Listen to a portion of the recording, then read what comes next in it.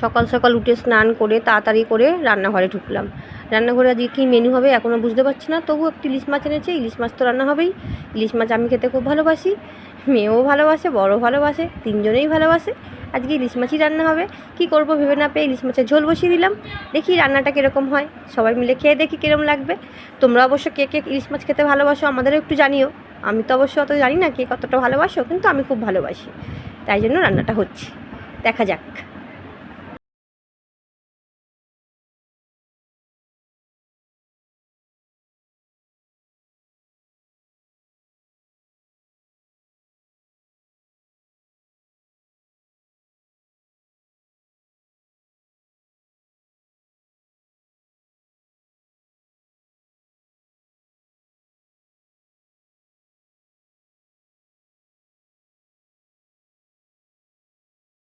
আজকে কি কি রান্না আছে?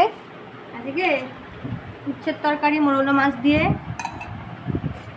গাঠির তরকারি, শাক ভাজা, কচু বাটা, মাছের ঝোল। ইচ্ছে খাবি তো? হ্যাঁ।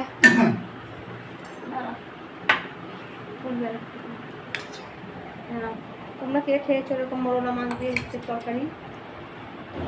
খেয়েছো মোরলা মাছ দিয়ে সজনে ডাঁটা দিয়ে বলো সবাই। তরকারি পেঁপে ভাতে। তুই খাবি কচু বাটা? হ্যাঁ দেবো? আমি একটু খাই।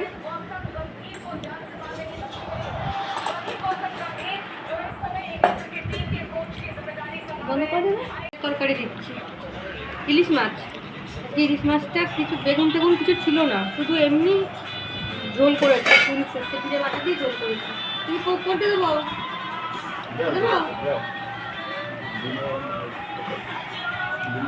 ঠিক আছে, ডিমটা তুমি বের করে ওকে দেবে, তাহলেই হবে। মা তোকে কী দেবো?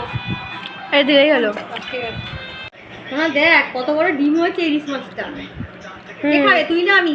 আমি। খা।